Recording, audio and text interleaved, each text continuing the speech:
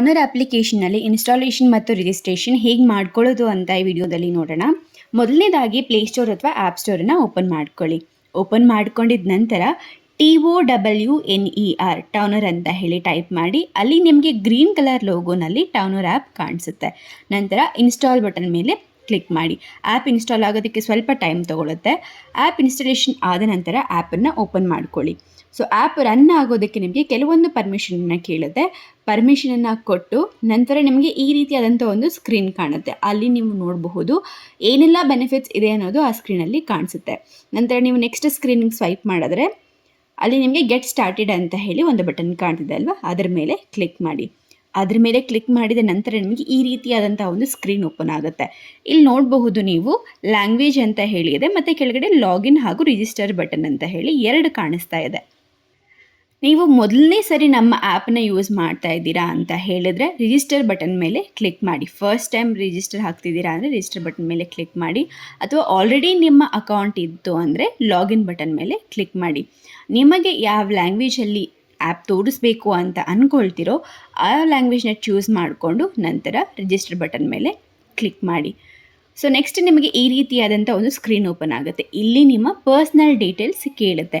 ಮೊದಲನೇದಾಗಿ ನಿಮ್ಮ ಹೆಸರು, ನಂತರ email ID, country, state, city ಮತ್ತು ಮೊಬೈಲ್ ನಂಬರ್. ಸೊ ಇಲ್ಲಿ ನೀವು ಯಾವ ನಂಬರಲ್ಲಿ ನೀವು ಬಿಸ್ನೆಸ್ನ ಮಾಡಬೇಕು ಅಂತ ಅಂದ್ಕೊಂಡಿದ್ದೀರೋ ಆ ನಂಬರ್ನ ಅಲ್ಲಿ ಎಂಟರ್ ಮಾಡಿ. ನಂತರ ಪಾಸ್ವರ್ಡ್, ಈಗ ಹೊಸದಾಗಿ ನೀವು ಪಾಸ್ವರ್ಡ್ ಕ್ರಿಯೇಟ್ ಮಾಡ್ತಿದ್ದೀರಾ, ಸೊ ನಿಮಗೆ ಇಷ್ಟ ಬಂದ ಪಾಸ್ವರ್ಡ್ ಯಾವುದಾದ್ರೂ ಇಟ್ಕೋಬಹುದು. ಫೋನ್ ನಂಬರ್, ನಿಮ್ಮ ಹೆಸರು ಅಥವಾ ಎರಡು ಕಾಂಬಿನೇಷನಲ್ಲಿ ಸಹ ಇಟ್ಕೋಬಹುದು. ನಂತರ ನೀವು ಕೆಳಗಡೆ ನೋಡಬಹುದು ರೆಫರಲ್ ಕೋಡ್ ಅಂತ ಹೇಳಿದೆ. ನಿಮಗೆ ಯಾರಾದರೂ ನಿಮ್ಮ ಫ್ರೆಂಡ್ಸ್ ಇನ್ವೈಟ್ ಮಾಡಿದರೆ ಅವರು ಒಂದು ಕೋಡ್ ಕಳಿಸಿದ್ದಾರೆ. ಆ ಕೋಡ್ನ ನೀವು ಇಲ್ಲಿ ಎಂಟರ್ ಮಾಡಬಹುದು. ಇಲ್ಲ ಅಂದರೆ ಸ್ಕಿಪ್ ಮಾಡಿ. ಕೆಳಗಡೆ ಒಂದು ಚಿಕ್ಕ ಬಾಕ್ಸ್ ಕಾಣಿಸ್ತಾ ಇದೆ.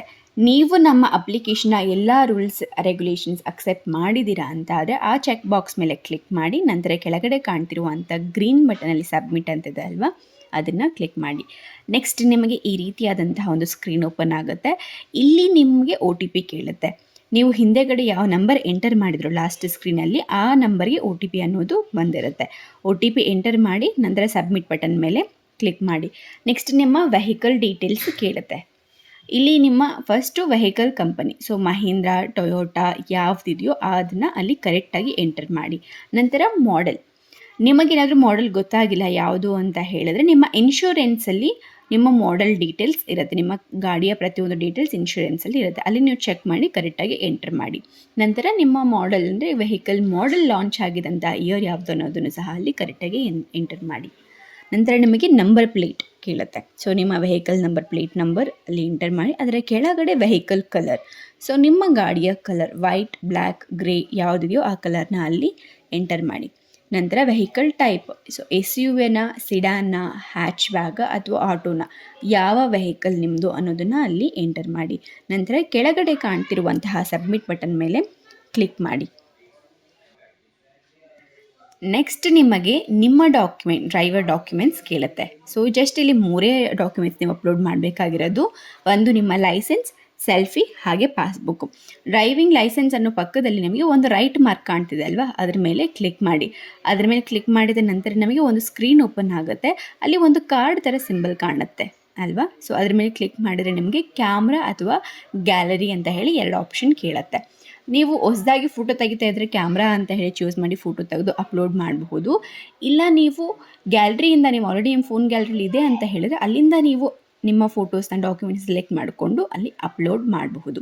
ನಂತರ ಕೆಳಗಡೆ ಎಕ್ಸ್ಪೈರಿ ಡೇಟ್ ಕೇಳುತ್ತೆ. ಎಕ್ಸ್ಪೈರಿ ಡೇಟ್ ಎಂಟರ್ ಮಾಡಿ ಸಬ್ಮಿಟ್ ಮಾಡಿ. ಈ ರೀತಿಯೇ ಎಲ್ಲ ಡಾಕ್ಯುಮೆಂಟ್ಸ್ಗೂ ಕೂಡ ಅಪ್ಲೋಡ್ ಮಾಡಬೇಕು.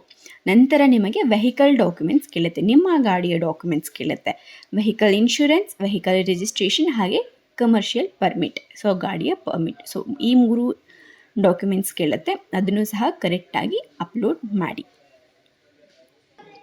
ಸೊ ಇದಿಷ್ಟು ಡಾಕ್ಯುಮೆಂಟ್ಸ್ ನೀವು ಕರೆಕ್ಟಾಗಿ ಅಪ್ಲೋಡ್ ಮಾಡಿದ ನಂತರ, ಡೀಟೇಲ್ಸ್ ಎಲ್ಲ ಕರೆಕ್ಟಾಗಿ ಎಂಟರ್ ಮಾಡಿದ ನಂತರ ನಿಮಗೆ ನೆಕ್ಸ್ಟ್ ಸ್ಟೆಪ್ ಇರೋದು ಅಪ್ರೂವಲ್. ಸೊ ಅಡ್ಮಿನ್ ಅಪ್ರೂವಲ್ಗೆ ವೆಯ್ಟ್ ಮಾಡಬೇಕಾಗತ್ತೆ.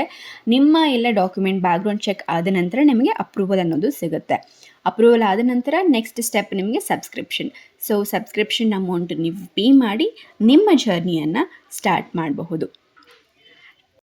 ಟ್ಯಾಕ್ಸಿ ಇಂಡಸ್ಟ್ರಿಯಲ್ಲಿ ಒಂದು ದೊಡ್ಡ ಚೇಂಜ್ ತರೋದಕ್ಕೆ ಮುಂದೆ ಬರುತ್ತಿರುವಂತಹ ಟರ್ನರ್ ಅಪ್ಲಿಕೇಶನ್ನೊಂದಿಗೆ ನೀವು ನಿಮ್ಮ ವ್ಯಾಪಾರದ ಮಾಲೀಕರಾಗಿ ಕೇವಲ ಒಂದು ಸರ್ವಿಸ್ ಪ್ರೊವೈಡರ್ ಆಗಿ ಉಳಿಯದೆ ನಿಮ್ಮ ಬ್ರ್ಯಾಂಡ್ ಐಡೆಂಟಿಟಿಯನ್ನು ನೀವು ಗುರುತಿಸ್ಕೊಳ್ಳೋ ಹಾಗೆ ಬೆಳೀರಿ ಅನ್ನೋದು ನಮ್ಮ ಉದ್ದೇಶ.